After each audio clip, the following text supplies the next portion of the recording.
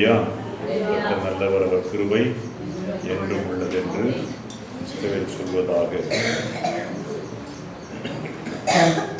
89ஆம் சங்கீதம் 19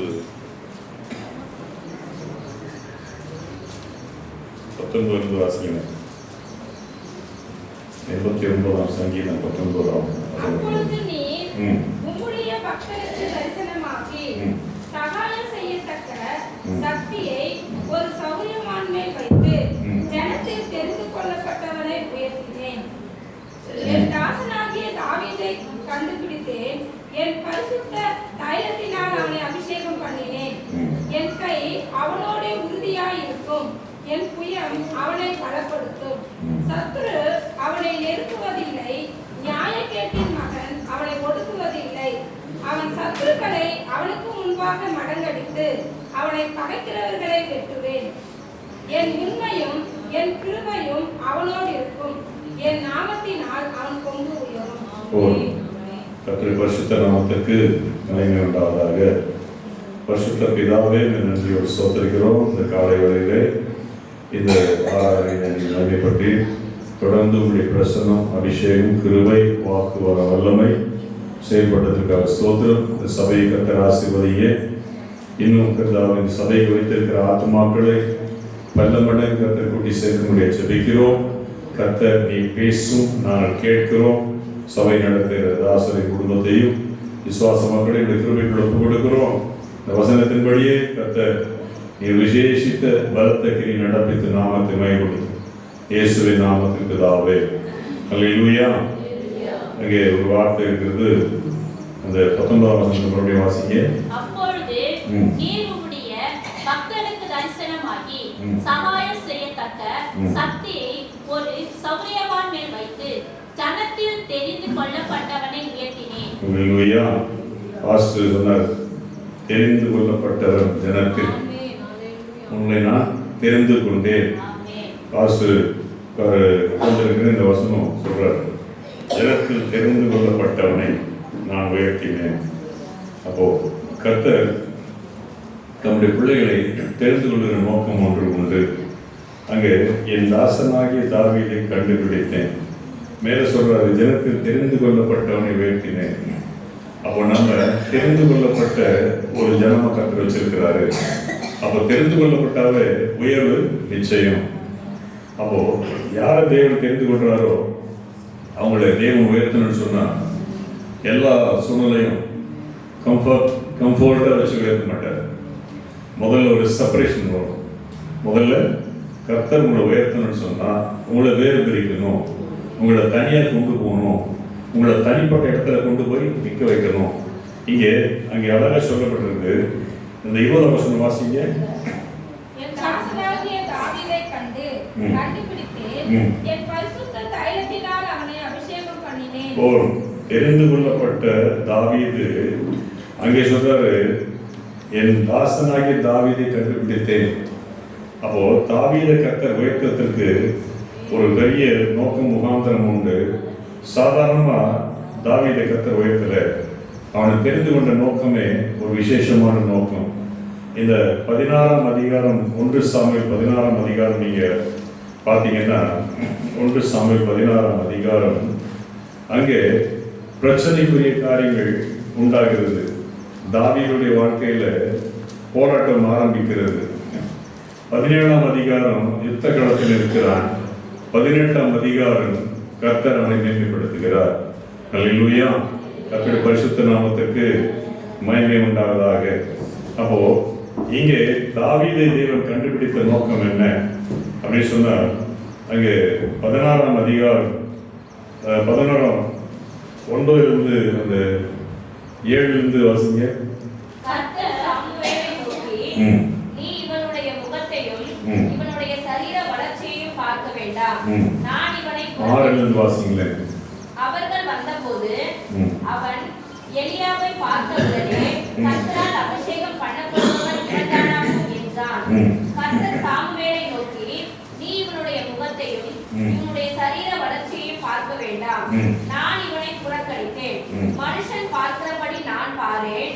மனுஷன் முகத்தை பார்ப்பான், கர்த்தரோ இருதய பார்க்கிறார் என்றான். அப்பொழுது ஈசாய் அபினதாபை அழைத்து அவனை சாமுவேலுக்கு முன்பாக கடந்து போக பண்ணினான். அவன் இவனையும் கர்த்தர் தெரிந்து கொள்ளவில்லை என்றான். ஈசாய் சம்மாவையும் கடந்து போக பண்ணினான். அவன் இவனையும் கர்த்தர் தெரிந்து கொள்ளவில்லை என்றான். இப்படி ஈசாய் தன் குமாரரில் 7 பேரை சாமுவேலுக்கு முன்பாக கடந்து போக பண்ணினான். பின்பு சாமுவேல் ஈசாயை பார்த்து, கர்த்தர் இவர்களில் ஒருவனையும் தெரிந்து கொள்ளவில்லை என்று சொல்லி, உன் பிள்ளைகள் இவ்வளவுதானா என்று ஈசாயை கேட்டான். அதற்கு அவன், இன்னும் எல்லாருக்கும் இளையவன் ஒருவன் இருக்கிறான், அவன் ஆடுகளை மேய்த்துக் கொண்டிருக்கிறான் என்றான். அப்பொழுது சாமுவேல் ஈசாயை நோக்கி, ஆள் அனுப்பி அவனை அழைப்பி, அவன் இங்கே வரும் மட்டும் நான் பந்தியிருக்க மாட்டேன் என்றான். இப்போ 7 பேர் ஒருத்தரையா அனுப்புறாரு. எப்படியாகிலும் இவங்களை ஒருத்தர் செலக்ட் ஆக மாட்டாங்களா? ஆனா ஆண்டோடைய நோக்கம் என்ன? இந்த ஜனத்தில் யார் தெரிந்து கொண்டாரோ அவங்கள உயர்த்தணும், அவங்க மேல ஒரு அபிஷேகத்தை வைக்கணும், அவங்கள தேவன் ஒரு ராஜரீக தன்மையில கொண்டு போகணும் தேவன் நோக்கம். அப்போ இங்கே பார்க்கும் பொழுது அந்த தாவீதுடைய பிள்ளைகள் 1 நாளாகமத்தின் புத்தகம் 2ஆம் அதிகாரம் 13-15 வாசிங்க. 1 நாளாகமத்தின் புத்தகம் 2ஆம் அதிகாரம் 13-15 வாசிங்க.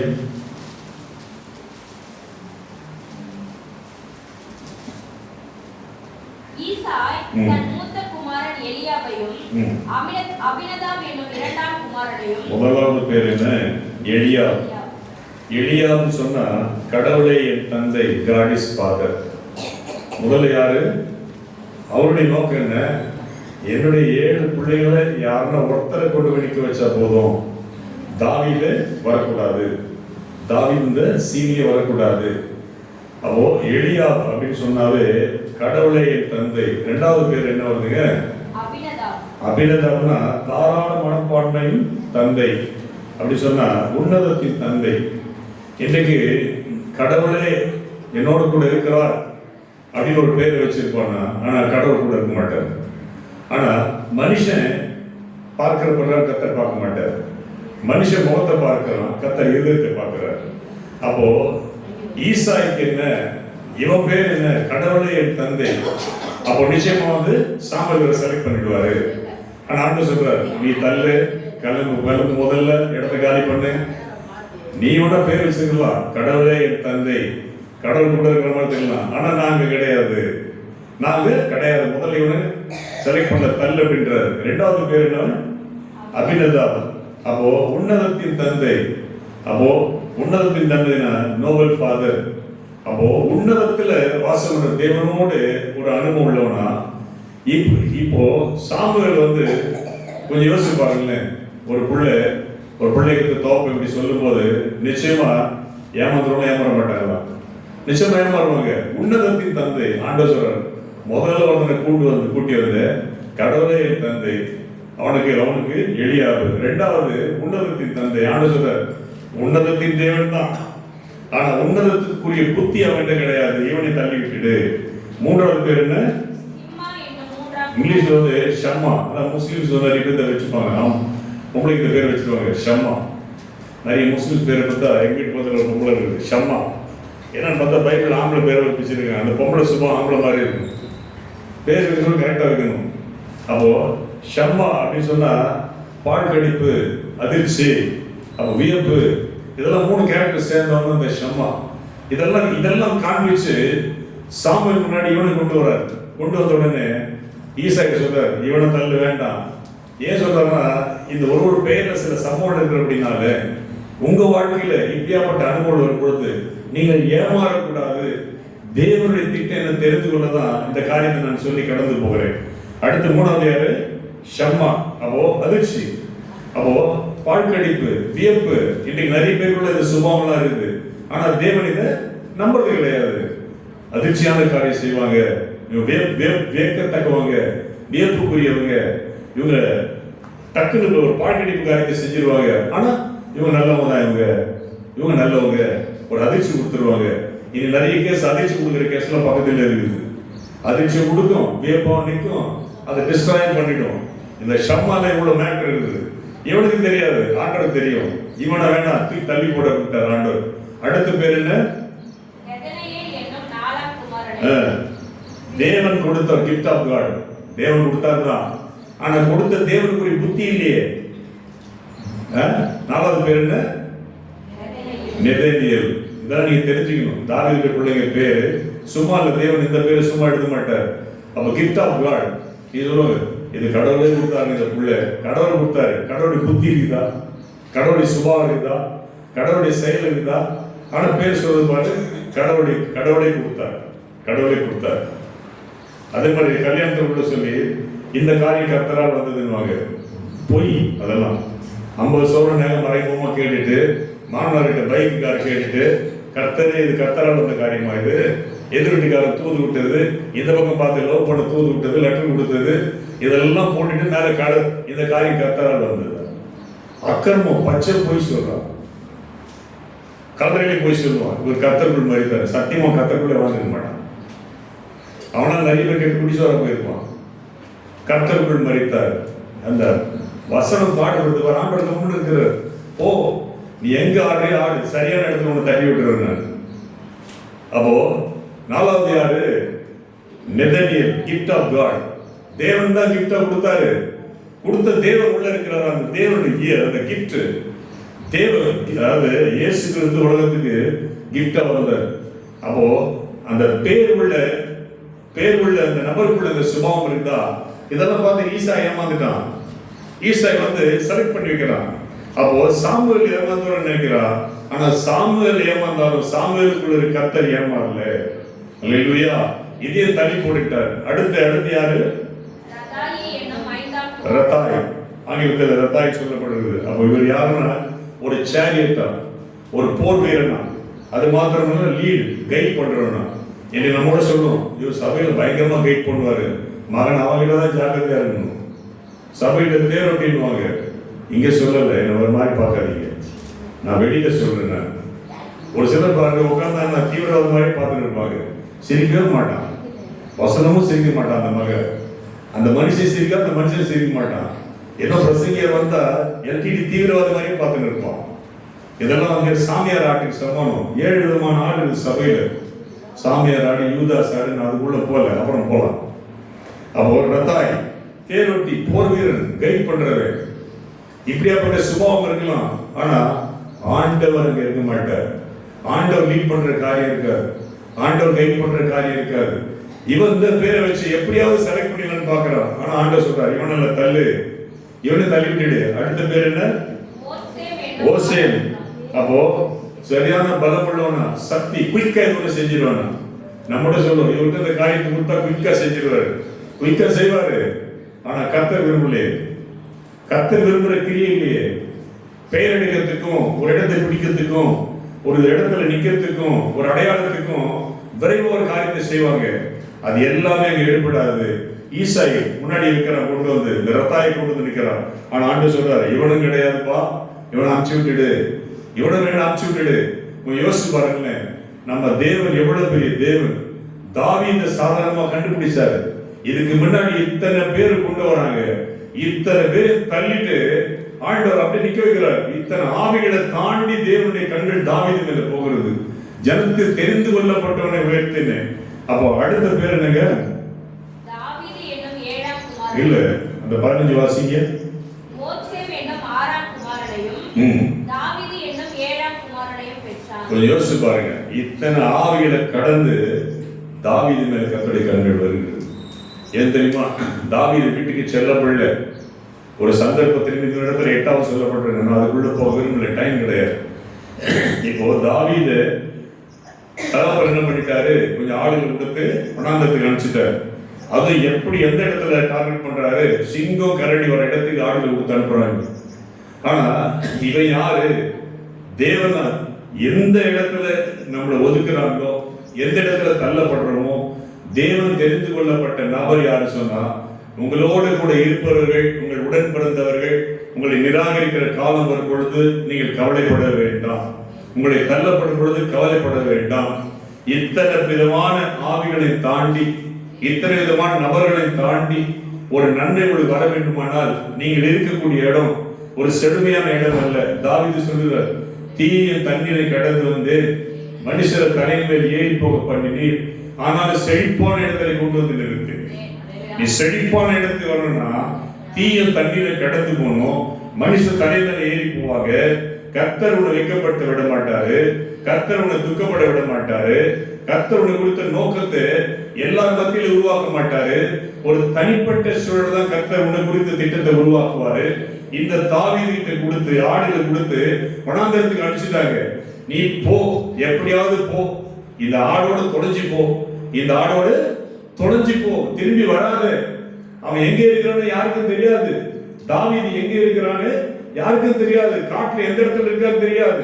ஆனா அவனுடைய குடும்பத்தாருக்கு என்ன, தகப்பனாருக்கு என்ன, இவன் ஆடு மேய்க்கிற இடம் எந்த டேஞ்சரான இடமா, சிங்கமும் கரடி வருகிற இடம். அந்த இடத்துல போனா ஆடுகளுக்கு ஆபத்து வரும்போது இவன் போவான். ஆடை காப்பாற்றும் போது இவனும் சேர்ந்து க்ளோஸ் ஆகும் சொல்லி சில நேரங்கள்ல சில சதி திட்டங்களை வலை போல பின்னி உங்களுக்கு அறியாமலே அந்த இடத்துல உங்களை வைப்பாங்க. ஆனா ஆண்டவர் சொல்லுவாரு, நீ கவலைப்படாத, அந்த வலை பின்னது எனக்கு தெரியும், வலை பின்னோடு எனக்கு தெரியும், வலை வைக்கப்பட்ட இடமும் தெரியும். ஆனா அந்த இடத்துல நான் உனக்கு உன்னதமான நிழலா இருந்து உன்னை பாதுகாத்து என் திட்டத்திற்காக உன்னை உருவாக்கி அந்த இடத்துல என்னுடைய பாடல்களை உன்னுடைய நாவலுடைய துதி சோத்திரத்தை வைத்து என்னுடைய அபிஷேகத்தை வைத்து என்னுடைய வல்லமை வைத்து உன்னை எங்கே உருவாக்குன்னு சொன்னா சிங்கத்தின் மத்தியிலும் கரடியின் மத்தியிலும் ஆபத்தின் மத்தியிலும் உபத்திரத்தின் மத்தியிலும் உன்னை ஒரு விசேஷித்த பலவானாய் உருவாக்கி நான் வெளியே கொண்டு வரும்போது நான் யார் என்பதை காண்பிக்க இத்தனை காரியங்களை தாண்டி, இத்தனை தீமைகளை தாண்டி, இத்தனை பொல்லாப்பை தாண்டி, இத்தனை உபத்திரங்களை தாண்டி, இத்தனை ஆவிகளை தாண்டி, இத்தனை அக்கிரமத்தின் கிரிகளை தாண்டி, இத்தனை பொல்லாப்புகளை தாண்டி, இத்தனை விதமான நூதனமான கண்ணிகளை தாண்டி என் மீது என்னுடைய கண்கள் மீது வருமானால் நீ என்னால் தெரிந்து கொள்ளப்பட்டவள். நீ என்னால் தெரிந்து கொள்ளப்பட்டவள். நீ புலம்பாத. என்னை சுத்தி இத்தனை துரோகி இருக்கிறான். எவ்வளவு துரோகி இருக்கிறானோ கர்த்தர் உருமாற்றத்தோடு கொண்டு உன்னை சுத்தி எவ்வளவு வஞ்சகக்காரர் இருக்கிறானோ அத்தனை வஞ்சகக்காரனுடைய சூழ்ச்சியில் முன்னெடுத்து கர்த்தர் உன்னை நேர்மையாக வைப்பார்.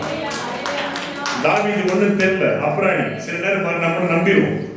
நிறைய பேர் சொல்றத நம்பிடுவோம், நம்பி கூடவே இருப்போம். பெரிய பெரிய டேஞ்சர் என்னன்னா நம்ம கூடவே நம்ம குழி பறித்து நம்ம கூட டிராவல் பண்றான் பாருங்க. அவன் கூட டிராவல் பண்றது தான் டேஞ்சரான பிரயாணம். நமக்கே தெரியாது நம்ம கூட இருக்கிற என்ன பண்ணுவான், நமக்கே தெரியாது. அவன் கூட டிராவல் பண்ற பாருங்க, கர்த்தர் நம்மோடு நம்ம கருத்தை பிடிக்கிறார். சில நேரங்களில் சில இடத்துல விழுந்து போல இருக்கும், அப்படியே தூக்கிடுவார் ஆண்டவர். ஏன் தெரியுமா? நம்மோட கர்த்தர் இருக்கிறார். அவனோட படிப்பு இருக்கும், அவனோட திறமை இருக்கும், அவனோட ஞானம் இருக்கும், அவனோட அதிகாரம் இருக்கும், அவனோட பணம் இருக்கும். ஆனா இதையும் தாண்டி, இது எல்லாத்தையும் தாண்டி கர்த்தர் கூட இருக்கிறார். கர்த்தர் கூட இருக்கிறார். கொஞ்சம் யோசிச்சு பாருங்க. குடும்பத்தை விட்டாச்சு, குடும்ப சூழ்நிலை மோசமா போச்சு, குடும்ப பிரச்சனை என்னன்னே தெரியாது, வனாந்தரத்தை அமைச்சாச்சு. வனாந்தரத்தில் போகும்போது தான், உபத்திரத்துக்குள்ள போகும்போது ஒரு மனுஷன் பாவம் பண்ணுவான், பிரச்சனைக்குள்ள போகும்போது தான் பாவம் பண்ணுவான். ஒரு மனுஷனுக்கு சோதனை என்னன்னு சொன்னா தனிமை தான் சோதனை. ஆனா இந்த தனிமையை தனக்கு சாதகமா பயன்படுத்தி கொண்டான் தாவீது. தனிமையில கர்த்தரோடு உறவாட ஆரம்பிச்சான், கர்த்தரோடு பேச ஆரம்பிச்சான், வார்த்தைகளை வாசிக்க ஆரம்பிச்சான். அவனுக்கு சுரமண்டலம் மாத்திரம் கையில இருந்துச்சு, வேற ஒண்ணுமே கிடையாது. ஒரு கம்பி கிட்ட சுரமண்டலம் பைத்தக்கார மாதிரி வனாந்தரத்தில் குதிச்சு இருப்பான். இன்றைக்கு உங்களுக்கு கூட உங்களை தனிமையில் விட்டுட்டாலா கவலைப்படாதீங்க, அது பெரிய ஒரு கிஃப்ட் உங்களுக்கு. அந்த நேரம் கிடைக்காது. மணிக்கணக்கா தேவனோடு சம்பாஷிக்கவும், தேவனோடு சஞ்சரிக்கவும், தேவனோடு உறவாடுவோம், கர்த்தருடைய வல்லமை பெற்றுக்கொள்ளுவோம், அடுத்து உங்களுக்கு வரப்போற மேன்மையை தக்க வைக்கவும், சத்துருக்களை சிதறடிக்கவும் கர்த்தருடைய தனிமையை உருவாக்குற ஒரு அனுபவம். அல்லேலூயா, அல்லேலூயா. நீங்க கர்த்தர் தாவீதை தெரிந்து கொண்டார். தெரிந்து கொண்டது எங்க கேட்டா வனாந்தரத்துல. தாவீதை கொண்டு போய் வச்சாச்சு. அவங்கிட்ட ஒரு ஆடு குறைஞ்சா கூட எவனா தேடிட்டு போயிடுவான். இஸ்ரவேல்ல தாவீது பாத்தீங்கன்னா சபிக்கும் போது தாவீதை பேசுறத சபிப்பாங்க. தாவீதை போல நீ ஆக கடவுது அப்படி சொல்லி சபிப்பாங்க. சபிக்கப்பட்ட பஸ் இன்னைக்கு நிறைய பேர் பாருங்க, உன் பேரை சொல்லி சபிப்பாங்க, நீ அவனை போல ஆக கடவுது, இவனை போல ஆக கடவுது, தாவீதை போல நீ சொல்லி சபிப்பாங்க. ஒரு ஆடு காணா போச்சுன்னா கூட அவங்க ஆகாரத்துல கசப்பு கலந்து கொடுத்துருவாங்களாம். ஒரு கீரையை பிரிச்சு கீரையை பறிச்சு உள்ள போட்டு சாப்பாடுல போட்டாங்கன்னா சாப்பிடவே முடியாதான். தாவீது சொல்ற ஆகாரத்துல கசப்பு கலந்து கொடுத்தாங்க. நான் அவங்க எதுவும் பண்ணாத நான் திருப்பி கொடுக்க வேண்டியதா போச்சு. எனக்கு ஆள் ஒரு ஆடு திருடிட்டு போயிடுவானுங்களாம். அந்த ஆடு கணக்கு கேட்பானுங்களாம். அந்த ஆடை திருப்பி கொடுக்கலன்னு சொன்னா அன்னைக்கு சாப்பாட்டுல கீரையை போட்டுருவாங்க, ஒரு கசப்பு கீரை. தாவீது சொல்றாரு, என் ஆகாரத்துக்கு கசப்பு கலந்து கொடுத்தாங்க. என்ன அப்படி கிடையாது, கூப்பிடவே மாட்டாங்க. எனக்கு என்ன நடக்குதுன்னு தெரியாது, ஆராதனை எங்கன்னு தெரியாது, பலி எப்போ தெரியாது, பலி வந்து எப்பன்னு தெரியாது. என்னை எதுக்கு கூப்பிட மாட்டாங்க. சொல்ல போனா முதல் இன்விடேஷன் உங்களுக்கு தான் வரணும். ஆனா உங்களுக்கு வரவே கிடையாது, உங்களை மனுஷனா மதிக்கிறதே கிடையாது. வருவான் இல்லையா அப்படி போட்டு போயிட்டே இருப்பான். பக்கத்து வீட்டுக்காரன் கொடுப்பான், அவங்களுக்கு தர மாட்டான். ஆனா ஆண்டவர் பார்த்தார், இது எல்லாத்தையும் பார்த்தார். இது எல்லாத்தையும் பார்த்து கடைசியில் சொல்றாரு, இன்னொருத்த இருக்கிறான் எங்கே அவனை கூப்பிடுன்றார். ஆள் அனுப்பி அந்த வசனம் பாருங்க, அந்த 1 சாமுவேல் 16ஆம் அதிகாரம் 12ஆம் வசனம் வாசிங்க. ஆள் அனுப்பி அவனை அழைத்தான். அவன் சிவந்த மேனியும் அழகிய கண்களும் நல்ல ரூபம் உள்ளவனாய் இருந்தான். அப்பொழுது கர்த்தர், இவன்தான், நீ எழுந்து இவனை அபிஷேகம் பண்ணு என்றார். போறோம், கொஞ்சம் யோசிச்சு பாருங்களேன். வனாந்திரத்துல நோட்டு இந்த வசனத்தை வாசிங்க. ஆள் அனுப்பி அவனை அழைத்தான். அவன் சிவந்த மேனியும் அழகிய கண்களும் நல்ல ரூபம் உள்ளவனாய் இருந்தான். அப்பொழுது கர்த்தர், இவன்தான், நீ எழுந்து இவனை அபிஷேகம் பண்ணு என்றார்.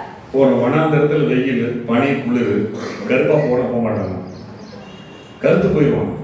இவன் அனுப்பினது இவன் அடையாளமே தெரியாம போயிடணும், உருமாறி போயிடணும்.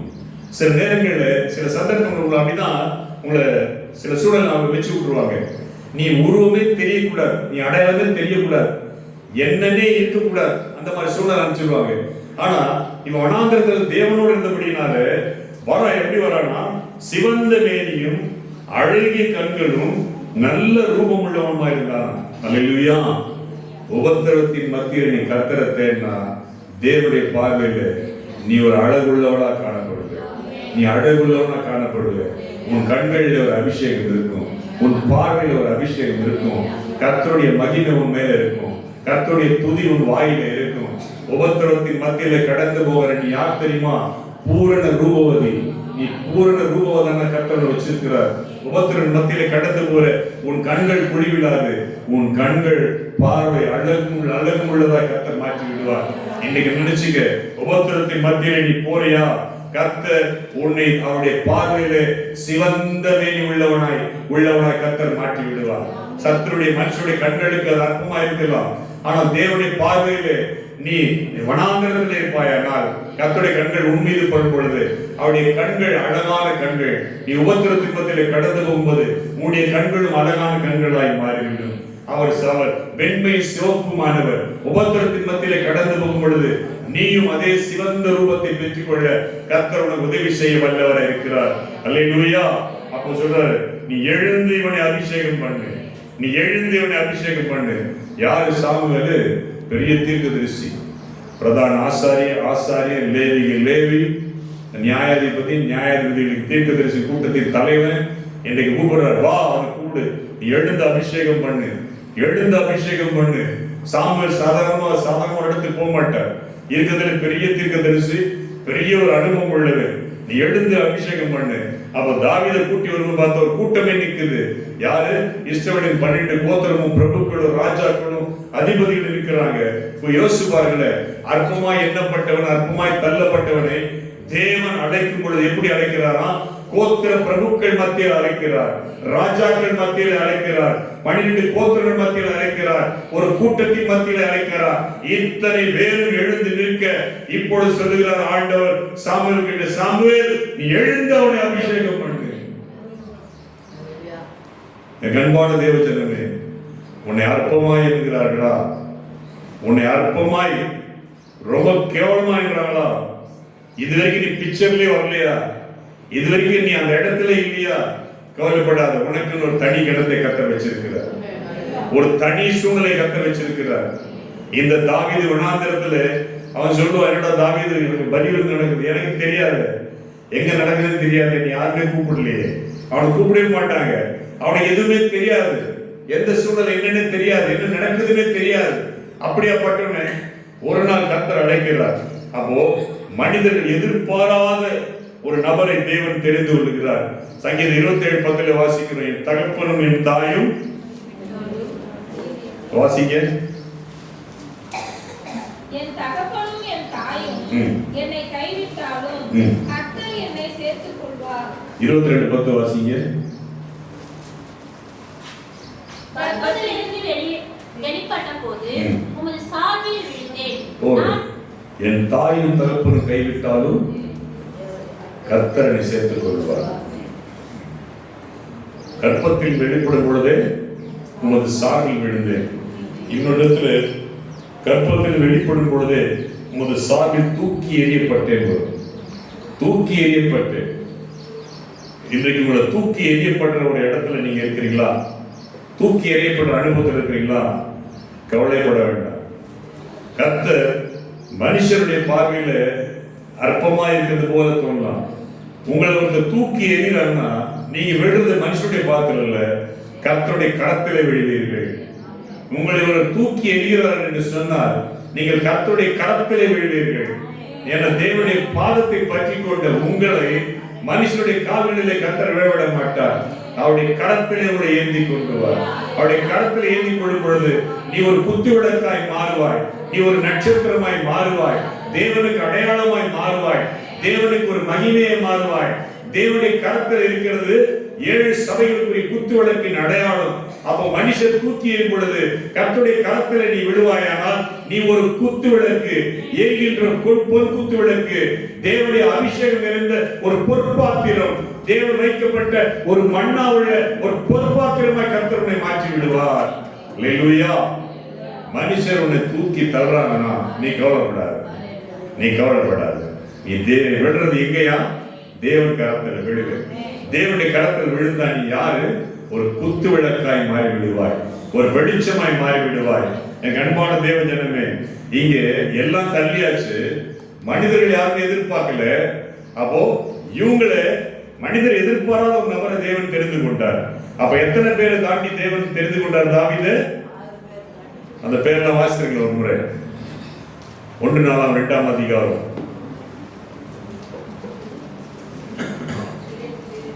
முதலாவது பேர் என்ன? எலியாபன யாரு? கடவுளே தந்தை. இரண்டாவது அவர் பேர் என்ன? அபினதா. இரண்டாம் குமாரனையும் சிம்மா என்னும் 3ஆம் குமாரனையும் நெதனியேல் என்னும் 4ஆம் குமாரனையும் ரதாயி என்னும் 5ஆம் குமாரனையும் யோசேம் என்னும் 6ஆம் குமாரனையும் தாவீது என்னும் 7ஆம் குமாரனையும் பெற்றான். உங்களை உயர்த்தத்துக்கு இத்தனை காரியங்கள் தடையாக்கலாம், இத்தனை சக்திகள் இருக்கலாம், இத்தனை நபர்கள் இருக்கலாம். அதெல்லாம் மனுஷனுக்கு பெருசு, தேவனுக்கு பெருசே கிடையாது. அல்லேலூயா. இன்றைக்கு நீங்க வேலை செய்யற இடத்துல, படிக்கிற இடத்துல, இருக்கிற இடத்துல இத்தனை விதமான காரியங்கள் இருக்கலாம். உங்களுக்கு நடக்காது, இது வாய்க்காது அப்படின்னு யோசிக்கலாம். ஆனா ஆண்டவர் சொல்றாரு, அத்தனை பேரை தாண்டி என் கண்ணு உன்னதாயம் பார்க்குது, என் கண்ணு உன்னதான் மகளை பார்க்குது. என் கண்கள் உன்னை பார்க்குமானா எந்த வனாந்தரத்தில் இருந்தாலும், எத்தனை முறை ஆகாரத்தில் உனக்கு கசப்பு கலந்து கொடுத்தாலும், எத்தனை ஆட்டத்திரிகை உன் மேல மீன் பழி போட்டாலும் எல்லாவற்றையும் மறைக்க உன்னுடைய உபத்திரம் உனக்கு சாட்சியாய் மாறும், உன்னுடைய அவமானம் உனக்கு சாட்சியாய் மாறும், உன்னுடைய நிந்தை உனக்கு சாட்சியாய் மாறும், உன்னுடைய தனிமை உனக்கு சாட்சியாய் மாறும், உன்னுடைய உபத்திரம் உனக்கு சாட்சியாய் மாறும், உன்னை விட்டு விலகின எல்லா காரியமும் உனக்கு சாட்சியாய் மாறும். ஏனென்றால் இந்த சம்பவம் இல்லாவிட்டால் நான் உன்னை முன்பே நிற்க வைத்து உன்னை சாட்சியாக மாற்ற முடியாது. ஆகவே உன் கூட போன சகோதரர்களுக்கு முன்பாக, உன் ஜனங்களுக்கு முன்பாக நான் தெரிந்து கொண்ட நோக்கமே என்னுடைய விசேஷித்த திட்டத்தை நிறைவேற்ற, கோலியாத்தை வீழ்த்த, உபத்திரங்கள் மத்தியிலே உன்னை நிற்க வைத்து தனிமையா நின்று நான் உன்னோடு கூட யுத்தம் பண்ணி ஜெயிக்க, எல்லாவற்றையும் என்னுடைய நாமம் வைலைக்கென்று உன்னை வனாந்தரத்தை தெரிந்து கொள்வீரானால் உன்னை கொண்டு என்னுடைய திட்டத்தை பூரணமாக நிறைவேற்ற என் கரத்திலே உன்னை வரைந்து வைத்திருக்கிறேன். அல்லேலூயா, அல்லேலூயா, அல்லேலூயா. அங்கே 1 சாமுவேல் புத்தகம் 16ஆம் அதிகாரம் அந்த 13ஆம் வசனத்தை வாசிங்க. அப்பொழுது சாமுவேல் தைலக்கொம்பை எடுத்து அவனை அவன் சகோதரர் நடுவிலே அபிஷேகம் பண்ணினான். கர்த்தருடைய ஆவியானவர் தாவீதின் மேல் வந்து இறங்கி இருந்தார். போறோம் இங்கே அதை 10ஆம் அதிகாரம் 1 வசனம் வாசிங்க. 1 சாமுவேல் 10:1. அப்பொழுது சாமுவேல் தைலக்குப்பியை எடுத்து அவன் தலையின் மேல் வார்த்து அவனை முத்தம் செய்து, கர்த்தர் உன்னை தம்முடைய சுதந்திரத்தின் மேல் தலைவனாக அபிஷேகம் பண்ணினார். சவுலை எதுல அபிஷேகம் பண்றாரு? சவுல தைல குப்பில. 1 சாமுவேல் 10:1 தைல குப்பில. குப்பிங்கிறது உடையக்கூடியது. இங்கே தாவீது எதுல அபிஷேகம் பண்றாரு? தைல கொம்புல அபிஷேகம் பண்றாரு. தைல கொம்புங்கிறது உறுதியானது. அதனால தான் அங்க 89 சங்கீதத்தில் வாசிக்கும் போது படிச்சோம், என் கொம்பின் தைல கொம்பினால் என் தைலத்தினால் நான் அபிஷேகம் பண்ணுவேன், என் நாமத்தினால் நான் கொம்பு உயரும். அல்லேலூயா. இங்க தாவீது கர்த்தர் எதுல அபிஷேகம் பண்றாரு? எதுல அபிஷேகம் பண்றாரு? தைல கொம்பினால். அவர் சாமுவேல்கிட்ட சொல்றாரு, சாமுவேல் நீ எழுந்திரு. அப்போ அவ்வளவு அற்பமா எண்ணப்பட்ட தாவீது வனாந்தரத்தில் ஒரு காட்டுல எங்கேயோ ஒரு மூலையில் இருந்தவன் இன்றைக்கு இவனை வர வச்சு இவனுடைய காரியங்களை கர்த்தர் வெளிப்படுத்தி, அப்போ இவனுக்கு முன்னாடி இருந்த அந்த 7 நபரை ஆண்டவர் தள்ளி, எலியாவை தள்ளுறாரு, அபினதாவை தள்ளுறாரு, ஷம்மாவை தள்ளுறாரு, நெதனேலை தள்ளுறாரு, ரத்தாயை தள்ளுறாரு, ஓசேமை தள்ளுறாரு. அடுத்து தாவீது. இன்றைக்கு நீங்க நினைக்கலாம், ஐயோ இவர் வந்துட்டாரு, நமக்கு இது வாய்க்கமோ வாய்க்காதோ. சத்தியமா சொல்றேன், உனக்கு எத்தனை பேர் போட்டியா வந்தாலும் சரி, உனக்கு செய்ய வேண்டியதை கர்த்தர் செய்து முடிப்பார். அதுக்கு முன்னாடி சில ஆட்டத்தை கர்த்தர் ஆடுவார், கட்டம் கட்டி ஆடுவார். நீ பயப்படாது. உனக்கு வச்சிருக்கிறத கர்த்தர் நிச்சயம் செய்வார். அந்த கட்டத்துக்குள்ள எத்தனை பேரும் வர முடியாது. கர்த்தர் ஒரு கட்டத்தை கட்டிட்டாருன்னா அதுக்குள்ள நீ தான் சுதந்திரிக்க தவிர மற்ற யாரையும் கர்த்தர் விட மாட்டார். அல்லேலூயா, அல்லேலூயா. மற்றவங்க எல்லாம் வரலாம், ஆனா தேவன் கட்டம் கட்டிட்டாருன்னா தேவன் உனக்காக நின்று அந்த பாளையத்தில் ஜெயம் எடுப்பார். 6 பேரை தள்ளுறார், 7வது கூப்பிடுறார். 7வது தாவீதுன்னு என்ன பிரியும். அப்போ இவனுங்க இவ்வளவு பேர் வச்சிருக்கிறாங்க. ஒருத்தன் கடவுளே தந்தைன்றான், ஒருத்தன் உன்னதத்தின் தந்தைன்றான், ஒருத்தன் வியப்புன்றான், ஒருத்தன் அதிர்ச்சின்றான், ஒருத்தன் பெல்லன்றான், ஒருத்தன் சக்தின்றான். இதெல்லாம் வந்து மனுஷன் அப்ஜெக்ட் கொடுத்தா ஏமாந்துருவோம். ஆனா சாமுவேல் கூட ஏமாறுற மாதிரி போச்சு. சில நேரம் ஊழியக்காரன் நாம கூட சில சூழ்நிலை அப்படியே கொஞ்சம் யோசிப்போம், இது கரெக்டா இருக்குமோன்னு. ஆண்டவர் அப்படியே முன்னாடி வந்து ஒரு தட்டு தட்டுவார். அதெல்லாம் சீன் போடுறாங்க, கொஞ்சம் ஜாக்கிரதையா இருக்குவார், ரொம்ப ஜாக்கிரதையா இரு. சில சந்தர்ப்ப சூழ்நிலையில நாங்களே கொஞ்சம் மறந்துடுவோம், இப்படிலாம் இருப்பாங்களா இவங்க, ஆச்சரியமா இருக்குது. ஏன்னா சில நேரங்கள்ல ரொம்ப துணிகரமான காரியம் ஜனங்க செய்வாங்க, ரொம்ப துணிகரமான காரியம். இன்றைக்கு கிறிஸ்துவ உலகத்துல ரொம்ப துணிகரமா இருக்கு. இவங்கெல்லாம் யாரு? தேவன் அறிஞ்ச குடும்பம், ஈசாயின் அடிமரம் சொல்லப்பட்டிருக்கிறது. அப்போ இவனெல்லாம் விட்டுட்டு அடிமரமாகிய தாவீதை தெரிந்து கொள்றான்னா, இவங்களை போல தாவீது நடிக்க தெரியல, இவங்களை போல மாய்மாலம் பண்ண தெரியல. வனாந்தரத்தில் தேவனோட அன்பா இருந்தவன், அந்த அபிஷேகத்தை பெற்றுக்கொண்டவன். ஆகவேதான் தாவீதை ஆண்டவர் வந்து தைல கொம்புனால அபிஷேகம் பண்றார். தைல கொம்பு உடையாது, உறுதியாக இருக்கக்கூடியது. இன்றைக்கு நிறைய பேர் பாருங்க, ஆரம்பத்தில் அபிஷேகம் பெற்று சர்வகுரு சும்மா அந்நிய பாஷையில பேசினே இருப்பான், திடீர்னு காணா போயிடுவாங்க. நான் அனுபவத்தை நிறைய பார்த்தது உண்டு. அவங்க வீட்டில் கூட பேச்சு கூட அந்நிய பாஷை தான்.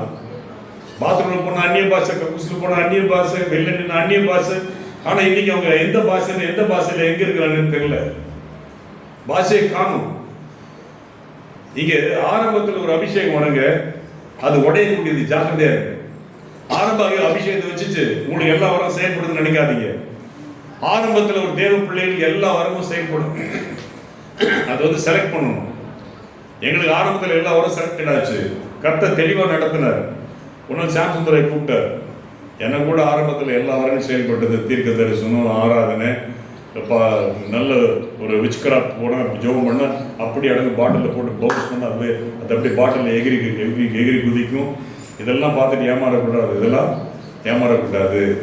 உனக்குன்னு ஒரு தாழ்ந்த கர்த்தர் வச்சிருப்பாரு. அதுக்கப்புறம் தான் கர்த்தர் வார்த்தையை நடத்த ஆரம்பித்தார். இன்னைக்கு இந்த ஊழியம் 26 வருஷம் ஓடுது. இன்றைக்கு ஆரம்ப ஊழியம் தைல குப்பி கீழே போட்ட உடையக்கூடியது. ஜாக்கிரதையா இருக்கு. ஆரம்பத்தில் இருக்கிற தாளந்து வரங்கள், வேத வசனம், ஜெபத்தில் கர்த்தர் வல்லமையா நடத்துறாங்கன்னா ரொம்ப ஜாக்கிரதையா இருங்க. இந்த தைல குப்பிக்கு அப்புறம் தைல கொம்புன்னு ஒன்று இருக்குது. இதை உடைச்சு வெளியில வரணும்னா தேவன் தைல கொம்பு அபிஷேகத்தை வச்சிருக்கிறார். முதல்ல தைல குப்பி அதை ஜாக்கிரதையா காத்துக்கொண்டா தைல கொம்பு கர்த்தர் கொண்டு போவார். தாவீது வனாந்தரத்தை தன்னை காத்து கொண்டபடினால டைரக்டா ஆண்டு தைல கும்பினால் அபிஷேகம் பண்றார். இன்றைக்கு தைல குப்பி அபிஷேகம் எந்த நேரத்துல எந்த பிரச்சனையும் பண்றது ரெடியா இருக்கும். ஒரு சிலர் பாருங்க, இன்னைக்கு சபையில் நிறைய பேர் வந்து பார்வையாளரா பங்குதாரர்னு தெரியல. ஆரம்பத்தில் வரும்போது பார்வையாளராக இருக்கணும், நாட்கள் செல்ல செல்ல பங்குதாரராக மாறிடணும். பங்குதாரர் மீன் ஊழியம் பண்றவங்க, ஆத்துமாதாயம் பண்றவங்க, சபையில ஜெபிக்கிறவங்க, எல்லாத்துக்கும் கலந்து கொள்றவங்க, எல்லாத்துக்கும் கர்த்தருடைய மகிமைக்காக நிற்கிறவங்க, எதற்காகவும் தன்னுடைய பேர் பிரஸ்தாபப்படுத்த விரும்ப மாட்டாங்க, எதற்காக போட்டி போட மாட்டாங்க, எதற்காக இதை எதிர்பார்க்க மாட்டாங்க. எப்படியாவது கர்த்தர் மகிமைப்படணுமே, எப்படியாவது கர்த்தர் நாம மகிமைப்படணுமே, அந்த ஒரு இந்த பாத்திரத்தில் ஒரு பங்கு எனக்கு கிடைக்காதா? பிதாவே, பாத்திரத்தின் பங்கு அப்படின்னு சொல்றார் ஆண்டவர். இந்த சபையில வைத்திருக்கிறீங்க, இயேசுவாகிய சரீரமாகிய இந்த சபையில இந்த பாத்திரத்துல ஒரு பங்கு உனக்கு நான் செய்ய முடியாதா? இந்த பாத்திரத்துல ஒரு பங்கு எனக்கு இங்க ஏதாவது செய்ய முடியுமா அப்படின்னு சொல்லி வரவங்கதான் பங்குதாரர்கள் இருப்பாங்க. அப்படி இல்லாம பார்வையாளர் இருக்கிறவங்க ஏதாவது ஒண்ணு கொடுக்கல, முன்னாடி நிக்க வைக்கல, அவங்க கிட்ட ஒரு காரியத்தை பறிச்சு இன்னொருத்தருக்கு கொடுத்துருன்னு சொன்னா அவங்க ஒரு வில்லங்கமா மாறிடுவாங்க. ஆனா ஆண்டு சொல்றார், நீ பார்வையாளர் இருக்கணும், வரும் பொழுது பங்குதாரரா மாறிடணும். பங்குதாரர் மீன் எதையும் எதிர்பார்க்க மாட்டாங்க, கர்த்தருடைய நாம மகிமைக்காகவே அவங்க எல்லாத்தையும் செய்வாங்க. தாவீது கர்த்தருடைய நாம மகிமைக்காக செஞ்சான். ஒண்ணு மாத்திரம் தெரியும், அவன் பார்வையாளர் அல்ல, தேவனுடைய சமூகத்துல பங்குதாரரா இருந்தான். இத்தனை பேரை தள்ளி கர்த்தர் இவனை நிக்க வச்சாரு. ஏன் தெரியுமா நிக்க வச்சாரு? அடுத்து ஒரு கோலியாத்தை வீழ்த்துவதற்கு கர்த்தரை ஆயத்தம் பண்ணினார். அந்த பள்ளத்தாக்கின் நடுவில் அவன் இறங்கி போய் யுத்தம் பண்றதுக்கு கர்த்தர் அவனை தெரிந்து கொண்டார். அந்த 1 சாமுவேல் புத்தகம் 17ஆம் அதிகாரம் அந்த 8ஆம் வசனம் வாசிங்க. அவன் வந்து நின்று இஸ்ரவேல் சேனைகளை பார்த்து சத்தமிட்டு, நீங்கள் யுத்தத்திற்கு அணிவகுத்து நிற்கிறது என்ன? நான் பெலிஸ்தன் அல்லவா? நீங்கள் சவுலின் சேவகர் அல்லவா? உங்களில் ஒருவனை தெரிந்து கொள்ளுங்கள், அவன் என்னிடத்தில் வரட்டும். அவன் என்னோட யுத்தம் பண்ணவும் என்னை கொல்லவும் சமர்த்தன் ஆனால் நாம் உங்களுக்கு வேலைக்காரராய் இருப்போம். போறோம். இந்த 2ஆம் வசனம் வாசிங்க 17:2. சவுலும் இஸ்ரவேல் மனுஷரும் ஒருமித்து கூடி 7ஆம் பள்ளத்தாக்கிலே பாளையம் இறங்கி பெலிஸ்தருக்கு எதிராக யுத்தத்திற்கு அணிவகுத்து நின்றார்கள். போறோம். இந்த தாவீது மேல ஒரு காரியம் நீங்க தெரிஞ்சீங்க, உங்களை சுத்தி நிறைய பேர் இருக்கலாம், நிறைய ஜாபவான்கள் இருக்கலாம், பணக்காரர் இருக்கலாம், எல்லாம் இருக்கலாம், எல்லா காரியம் இருக்கலாம். ஆனா உங்களுக்கு விரோதமா ஒருத்தர் எழுப்பிட்டாங்கன்னா அவங்களை விடுவிக்க கர்த்தர் உங்ககிட்ட ஒரு கிருபை கொடுத்திருப்பார். அல்லேலூயா. இங்க ஒண்ணுமே பண்ணல. சவுலுக்கு தாவீது மேல ஒரு எரிச்சல், தாவீது மேல பொல்லாத ஆவி விட்டுட்டார் ஆண்டவர். ஆனா அது விடுதலை யாருன்னா தாவீது கிட்ட தான். அப்போ அந்த 16ஆம் அதிகாரம் அந்த வசனம் வாசிங்க. அப்படியே தேவனால் விடப்பட்ட ஆவி சவுலை பிடிக்கும் போது தாவீது சுரமண்டலத்தை எடுத்து தன் கையினால் வாசிப்பான். அதனாலே பொல்லாத ஆவி அவனை விட்டு நீங்க சவுல் ஆறுதல் அடைந்து சொஸ்தமாவான். அந்த 18ஆம் அதிகாரம் 10ஆம் வசனம் வாசிங்க. 1 சாமுவேல் 18:10. மறுநாளிலே தேவனால் விடப்பட்ட பொல்லாத ஆவி சவுலின் மேல் இறங்கிற்று. அவன் வீட்டிற்குள்ளே தீர்க்க தரிசனம் சொல்லிக் கொண்டிருந்தான். அப்பொழுது தாவீது தினந்தோறும் செய்கிறபடி தன் கையினால் சுரமண்டலத்தை வாசித்துக் கொண்டிருந்தான். சவுலின் கையிலே ஈட்டி இருந்தது. அப்பொழுது சவுல் தாவீதை சுவரோடே சேர்த்து உருவ குத்தி போடுவேன் என்று ஈட்டியை அவன் மேல் எறிந்தான். ஆனாலும் தாவீது விலகி 2 தரம் அவனுக்கு தப்பினான். கர்த்தர் தாவீதோடு கூட இருக்கிறார் என்று தன்னை விட்டு விலகி போனார் என்று சவுல் என்று தாவீது பயந்து. இது இங்க பார்க்கும் பொழுது தாவீது மேல ஒரு அபிஷேகம் இருக்கிறது. ஆனா இந்த சவுல் யாரு? தீர்க்கதரிசி. தீர்க்கதரிசி மேல பொல்லாத ஆவி இருக்கு. நான் தீர்க்கதரிசிக்கு விரோதமா சொல்லல, இன்னைக்கு தீர்க்கதரிசி நம்பி ஏமாந்துடுறாங்க. கர்த்தருடைய சுத்த கிருபை இது வரைக்கும் எங்க தலைமையில யாரும் கையை வைக்க விடல. ஒரு இடத்துல போனா தீர்க்க தரிசனமா டோக்கன் கொடுத்து விட்றாங்க. ஃபர்ஸ்ட் தீர்க்கதரிசிக்கு டோக்கன் கொடுக்குறாங்க. காலையில் போய் டோக்கன் வாங்கணுமா? இது எங்கன்னு தெரியல. ஒரு முறை போறேன், பார்த்தா டோக்கன் கொடுத்து உட்கார வைக்கிறாங்க. அவங்க யாருன்னா அவங்களுக்கு ஒரு சில வாலிட்டர்ஸ் இருக்கிறாங்க, விசுவாசி. எனக்கு ரொம்ப ஜாக்கிரதையா இருக்கு. தீர்க்க தரிசனம் வருதுன்னா வேதத்தில் இருக்கணும். ஒரு காரியம் உனக்கு வெளிப்படுத்துறாரு, வேதத்தில் இருக்கணும். வேதத்தில் ஒன்றா தீர்க்க தரிசனமே கிடையாது. வேதத்தில் இல்லாத ஒன்று வருதுன்னா தீர்க்க தரிசனமே கிடையாது. நமக்கு முழு தீர்க்க தரிசி ஆண்டவராகிய இயேசு கிறிஸ்து. ரெண்டாவது தீர்க்க தரிசி உங்களுக்கு கொடுக்கப்பட்ட மேய்ப்பன். இவங்க ரெண்டு பேருக்கு கிடைக்கிறது இதுல இருந்து தான் கிடைக்கிறது. இதுல இருந்து வருகிறது தீர்க்க தரிசனம். சவுல் யாரு? ஒரு தீர்க்க தரிசனம் சொல்றவன். ஆனா பொல்லாத ஆவி இருக்குது. இன்னைக்கு நீங்க எங்க போனாலும் ஜாக்கிரதையா இருக்கணும். நல்ல ஆவியில இருக்கிறான்னு சொல்லி டக்குன்னு ஏமாத்தக்கூடாது. அவனுக்குள்ள என்ன ஆவி இருக்குன்னு தெரியாது. பொல்லாத ஆவி இருக்குது. ஆனா தாவீது கையில் என்ன வாசிக்கிறான்? தினந்தோறும் செய்கிறபடி தன் கையினால் சுரமண்டலத்தை வாசித்துக் கொண்டிருந்தான். அப்போ அவங்க 11 சொல்லப்பட்டிருக்கிறது. சவுல் தாவீதை சுவரோடு குத்த உருவ குத்தி போன ஈட்டியை அவன் மேல் இருந்தான். கொஞ்சம் யோசிங்களேன். ஈட்டி பெருசா சுரமண்டலம் பெருசா? ஈட்டி பெருசா சுரமண்டலம் பெருசா? ஈட்டி தான் பெருசு. ஈட்டில குத்தன சுரமண்டலம் கிழிஞ்சிடும். ஆனா சவுல் கையில் இருந்தது என்ன? அழிவின் ஆயுதம். தாவீதின் கையில் இருந்தது என்ன? துதியின் ஆயுதம். துதியின் ஆயுதத்துக்கு முன்பாக அழிவின் ஆயுதம் ஜெயிச்சதா சரித்திரமே கிடையாது. அல்லேலூயா. அப்ப உங்க கையில் இருந்து என்ன? துதியின் ஆயுதம். உங்களை சுத்தி எத்தனை அழிவின் ஆயுதம் இருக்கட்டுமே, அது ஜெயிச்சதா சரித்திரமே கிடையாது. அது ஜெயிச்சதா சரித்திரமே கிடையாது. அவன் மேல இருக்க தைல குப்பி, இவன் மேல இருக்க தைல கொம்பு. அப்போ இங்க சொல்றான், இங்க தாவீதை ஏலா பள்ளத்தாக்குல முன்னாடி கொண்டு போய் நிக்க வச்சாச்சு. இப்ப இந்த 6 பேர் இருக்கான் இல்லையா, இவெல்லாம் பயப்படுறான். ஒருத்தன் கடவுளின் தந்தை என்றான் எலியாபு. ஒருத்தன் தாராள மனப்பான்மை உன்னதத்தின் தேவன்றான் அபினதாபு. சம்மா சொல்றான், நான் அதிர்ச்சி உண்டாக்குவேன், பாழ்கடிப்பு உண்டாக்குவேன், வேர்ப்பு உண்டாக்குவேன்றான். நெதனா சொல்றான், நான் தேவனுடைய கிஃப்ட்ங்கிறான். ரத்தாய் சொல்றான், நான் போர் வீரன் கைட் பண்றேன்னு சொல்றான். இத்தனை பேர்லாம் முன்னாடி போய் நிக்கலங்க. வாய்ச்சாலன் போய் முன்னாடி நிக்க முடியாது. 3 மீட்டர் 10 அடி நிக்கிறான் கூலியார் ஏலா பள்ளத்தாக்குல. எவனும் போக மாட்டேன்றான். 2 பேர் நடுவில் கேப் இருக்குது. அவ கர்த்தர் உனக்கு உன்னை வனாந்தரத்தில் தெரிந்து கொள்றாருன்னா, உன் சகோதரன் பத்தி உன்னை தெரிந்து கொள்றாருன்னா சாதாரண விஷயம் கிடையாது. எப்படி தாவீதை தெரிந்து கொண்டு வேத புத்தகத்தில் இடம்பெற வச்சாரோ, கர்த்தரனை தெரிந்து கொண்டு பரதேசில தம்முடைய புத்தகத்தில் இடம்பெற கர்த்தரனை தெரிந்து கொண்டார். அல்லேலூயா. தாவீதை தெரிந்து கொண்டார். ஏலா பள்ளத்தை எல்லாம் நிக்கிறானுங்க. நிக்கும் போது அப்படியே ஒம்பிழுக்கிறானுங்க. எதுக்குடா நீ வந்த? எதுக்கு இங்க ஏற்கனவே மேல ஒரு அபிஷேகம், சாமியால் அபிஷேகம் பண்ணிட்டான், அதுவே எங்களுக்கு மானக்கேடா போச்சு.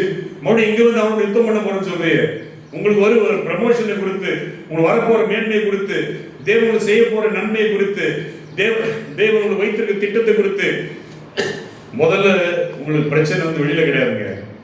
உங்க வீட்டாரே சத்துருக்கள். ஒண்ணு இல்ல, நீ வாடகை வீட்டில் இருக்கும்போது சந்தோஷப்படுவான், சொல்லுவான் எப்படியாவது இடம் வாங்கி வீடு கட்டிடணும். நீ இடம் வாங்கிட்டு தெரிஞ்சு வச்சுக்க, அவ்வளவுதான். அவனுக்கு இருக்கிற எரிச்சல் வரும் பாருங்க, வெளியில காமிக்க மாட்டான். அவனுக்கு என்னென்ன பண்ண முடியும் மறைமுகமா செய்வான், நல்லா பேசுவான். நீ வீடு கட்ட ஆரம்பிச்சிட்டீங்கன்னா உன்னை சொல்லுவான் பாரு, எப்படியெல்லாம் பூஸ் பண்ணுவான், எப்படியாவது எல்லாம் தள்ளுன்னு நினைப்பான். வீடு கட்டி முடிச்சுட்டுன்னா உன் கிட்டே வரமாட்டான். உனக்கு கூட இருக்குது குளிப்பறிந்து வேற யாரும் கிடையாது, உங்க ஆள் தாங்க. இவர் நம்மாளுவான், அவன் தானே நல்லா வைப்பான் ஆப்பு. இவர் நம்மாளுங்க, இவரால் ரொம்ப பிரயோஜனமா இருக்குங்க. இப்போ யோசிச்சு பாருங்க, ஏற்கனவே 6 பேரை நிக்க வச்சு தள்ளிட்டார். உங்களுக்கு ஒரு காரியம் நடக்குதா? கொஞ்சம் யோசிங்க. ஒரு காரியம் நடக்கலையா? தள்ளி போதா? கவலைப்படாதீங்க, கர்த்தர் தள்ளி விடுறாரு. இது நடக்கலையா? இன்னைக்கு சொல்ல என்ன பாஸ்டர் இத்தனை முறை ஜெபம் பண்ணி ஒன்றும் நடக்கல, ஆண்டு அவர் சொல்ல முடியாது. ஆண்டு சொல்றாரு, இன்னும் நான் தள்ள வேண்டிய காரியம் நிறைய இருக்கு. 6 பேர் தள்ளிட்டு 7வது தெரிந்து கொண்டேன்.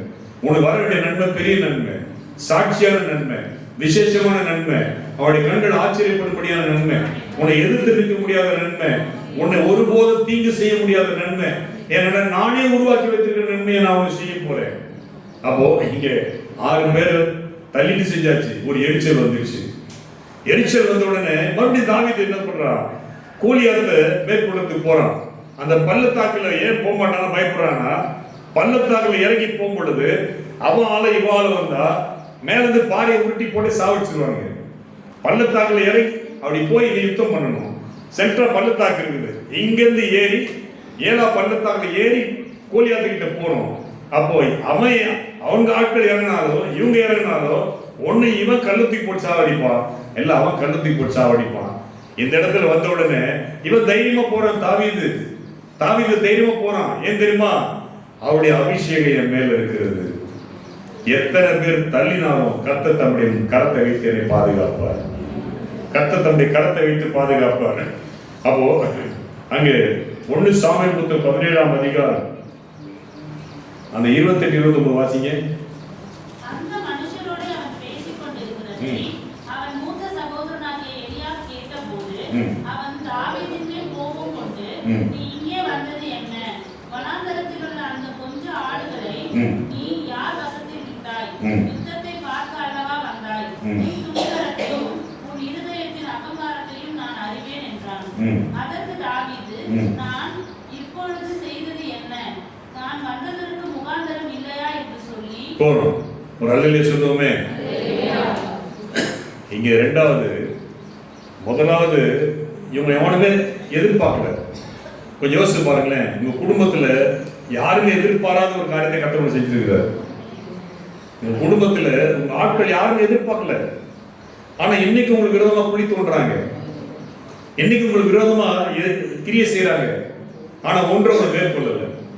ஏன் தெரியுமா? வனாந்தரத்துல தாவீதை பாதுகாத்த கர்த்தர் காணக்கூடிய பிரசன்னராய் பரலோகத்தில் இருக்கிறார். காணக்கூடாத பிரசன்னராய் தாவீதோடு கர்த்தர் கூட இருந்தார். எப்படி? காணக்கூடிய பிரசன்னராய் பரலோகத்தில் இருக்கிறார். காணக்கூடாத பிரசன்னராய் தேவன் உங்களோடு என்னோடு கூட இருக்கிறார். அந்த பிரசன்னமான தேவன் தாவீதை வனாந்தரத்துல அங்கே அந்த சொல்ற பாருங்க 17:34 வாசிங்க. 1 சாமுவேல் சவுலை பார்த்து, உம்முடைய அடியான் என் தகப்பனுடைய ஆடுகளை மேய்த்துக் கொண்டிருக்கிற போது ஒரு விசை ஒரு சிங்கமும் ஒரு விசை ஒரு கரடியும் வந்து மந்தையில் இருக்கிற ஒரு ஆட்டை பிடித்துக் கொண்டது.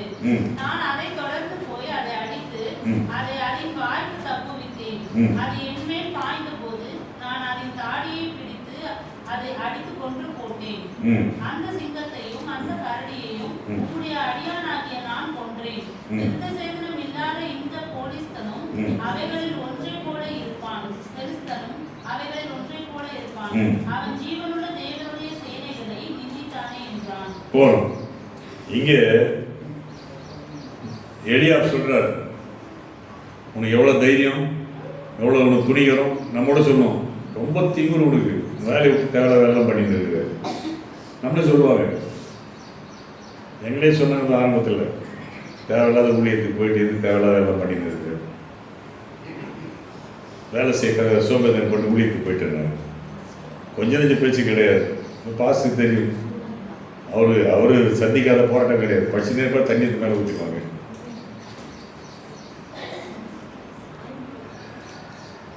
கொஞ்சம் நெஞ்ச ஏற்றி வசப்பாடல் கிடையாது. உங்களுக்கு ஒரு நன்மை நீ அடையத்துக்கு முன்னாடி பட்ட அவமான நிந்தையை கட்ட பார்த்துருக்கிறார். துணிகரமா பேசுவாங்க. ஏன் உங்களுக்கு தேவையில்லாத வேலை விட்டு போ, ஏன் இருக்கிறத விட்டு பறக்கிறத பிடிக்கிற நினைக்கிறேன். ஆனால் தாவீது வாழ்க்கையில் ஆண்டவர் பறக்கிறத தான் தேவனுக்கு தந்தார். நீங்க ஒரு லெவல்ல இருடா, நான் இவனை கொடுத்து ஒரு நோக்கம் வச்சிருக்கிறேன்.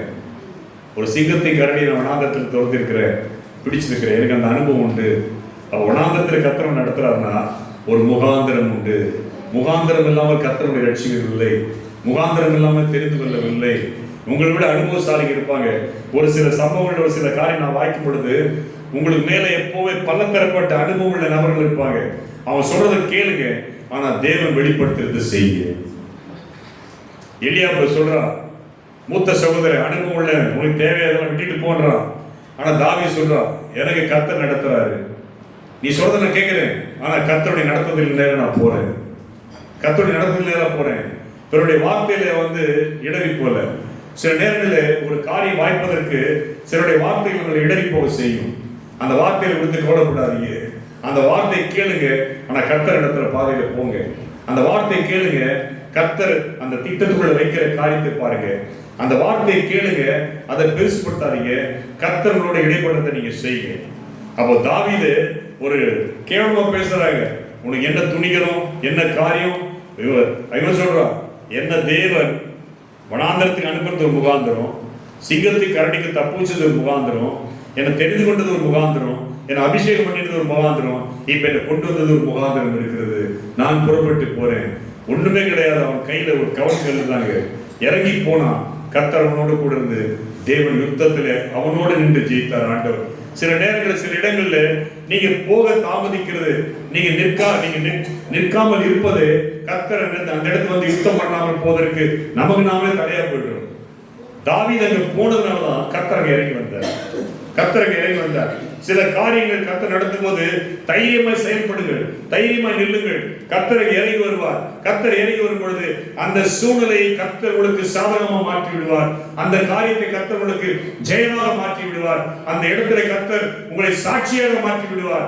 என்றால் கர்த்தர் குறித்த நேரத்தில் தாவீதன் வந்தபடினாலே 40 நாட்கள் பயமுறுத்தி கொண்ட வந்தருடைய காரியத்துக்கு கர்த்தர் ஒரு முடிவு கட்டினார். தேவ பிள்ளை 3 மாசம் 6 மாசம் 10 வருஷம் 12 வருஷம் 15 வருஷம் ஒரு போராட்டம் தொடர்ந்து வருதா? இன்றைக்கு கர்த்தர் சொல்கிறார், நீர் அந்த இடத்துல துணிந்து நில், நான் இறங்கி வருகிறேன். அவன் எல்லாவற்றுக்கும் ஒரு முடிவு கட்டி அந்த பட்டயத்தை உன் கையிலே கொடுத்து உன்னை நான் இங்கே சாட்சியாக நிறுத்துகிறேன். கர்த்தர் சொல்லும் பொழுது நீ இறங்கிடணும். கர்த்தர் சிக்னல் கொடுக்கும்போது இறங்கிட்டா கர்த்தர் இந்த இடத்துல வந்துருவார். நீங்க நிக்க வேண்டியதான் உங்க வேலை. யுத்தம் பண்ணி ஜெயிக்க வேண்டியது அவருடைய வேலை. தாவீது கேட்பாங்க, என்னடா பைத்தியக்கார மாதிரி இறங்கிட்டியே, என்ன பண்ண போற, வழியே கிடையாது. ஒரு பக்கம் வந்து உங்க குடும்ப கோத்திரம் இருக்குது, இந்த பக்கம் பெடிசர் இருக்கிறான், இந்த பக்கம் சாரு, இந்த பக்கம் அவனுடைய சேனைகள் இருக்குது, என்ன பண்ண போற, இறக்கி விட்டுட்டாங்க, வழியே கிடையாது, உள்ள போனா திரும்பி வர முடியாது.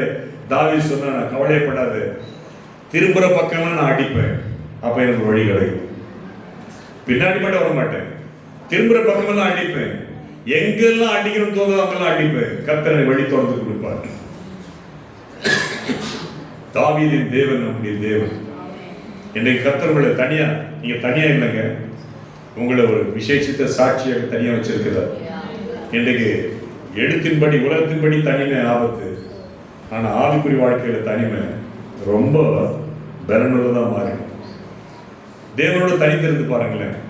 வாயின் வார்த்தை ஜாக்கிரதையா வைங்க. தாவீது அனாவசியம் பேச மாட்டான். பேசுற வாய்க்கு ஆயுசு கம்மி, ஆனா வார்த்தைக்கு ஆயுசு அதிகம். பேசுற வாய்க்கு ஆயுசு கம்மி, வார்த்தைக்கு ரொம்ப ஆயுசு அதிகம். தாவீது விசுவாச அறிக்கையிட்டான். கரெக்டா தேவனோட செலக்ட் பண்ணாரு, கொண்டு வந்தாரு, 7 பள்ளத்தாக்குல இறக்கி விட்டுட்டாரு. அவன் மேல இருக்கிற அபிஷேகம் என்னன்னு தெரியும், அவன் மேல இருக்கிற அபிஷேகம் தைலக்கும்னு தெரியும், பெலிஸ்தரை எப்படி மேற்கொள்ளணும்னு தாவீதுக்கு தெரியும். கர்த்தர் அவனை கொண்டு போன இடத்துல 7 பள்ளத்தாக்குல இறங்கிட்டான். அந்த காலத்துல யாரா ஒருத்தர் அனுப்பி யுத்தம் பண்ணி ஜெயிச்சா நாங்க ஜெயிச்சா மாதிரி, இல்ல நீ ஜெயிச்சா மாதிரி. ஆனா தாவீதை கர்த்தர் இறக்கி விட்டுட்டாரு. சவுல் சொல்றாரு, அந்த 37 வசனம் வாசிங்க. 1:18. இன்னும் தாவீது, என்னை சிங்கத்தின் கைக்கும் கரடியின் கைக்கும் தப்புவித்த கர்த்தர் இந்த பெலிஸ்தனுடைய கைக்கு தப்புவிப்பார் என்றான். அப்பொழுது சவுல் தாவீதை பார்த்து, போ, கர்த்தர் உன்னுடனே கூட நிற்பாராக என்றார். 36 வாசிங்க. இவன் சொல்றான் பாருங்க மேல, இவன் சொல்றதுக்கு முன்னாடி, அந்த சிங்கத்தையும் அந்த கரடியையும் உம்முடைய அடியானாகிய நான் கொன்றேன். விருத்த சேதனம் இல்லாத இந்த பெலிஸ்தனும் அவைகளில் ஒன்றை போல இருப்பான். அவன் ஜீவனுள்ள தேவனுடைய சேனைகளை நிந்தித்தானே என்றான். விருத்த சேதனம் இல்லாத இந்த பெலிஸ்தன், இன்றைக்கு நீ எங்க போனாலும் சரி, நம்ம மேல ஒரு விருத்த சேதனம் இருக்குது. கர்த்தரோட உடன்படிக்கை பண்ணிருக்கிறோம், அவரோட ரத்தத்தால் கழுவப்பட்டிருக்கிறோம். நாம எங்க இருக்கிறோமோ அங்கே ஒரு அதிர்வை கர்த்தர் உண்டாக்குவார். விருத்த சேதனம் இல்லாத ஜனங்கள் மத்தியில் நிற்கும் பொழுது நீங்கள் பயப்பட வேண்டாம். விருத்த சேதனம் இல்லாதவனை விருத்த சேதனம் உள்ள தாவீது ஜெயித்தார். அல்லேலூயா. அபிஷேகம் பெறாதவர்களுக்கெல்லாம் அபிஷேகம் பெற்று நீங்கள் ஜெயிப்பீர்கள். வசனம் படித்துக்கலாம், வசனத்துக்கும் உங்களுக்கும் தேவனுடைய உறவு இருக்குமானால் நீங்கள் ஜெயிப்பீர்கள். கிறிஸ்தவர்கள் இருக்கலாம். கிறிஸ்து உங்களுக்குள்ள இருப்பாரானால் நீங்கள் அங்கே ஜெயிக்கலாம். கிறிஸ்துவ அனுபவம் இருக்கும். கிறிஸ்துவே உங்களுக்கு அனுபவமா இருப்பாரானால் நீங்கள் அங்கே ஜெயிக்கலாம். இங்க சொல்லப்படும் விருத்த சேதனம் இல்லாதவனை நான் ஜெயிப்பேன்.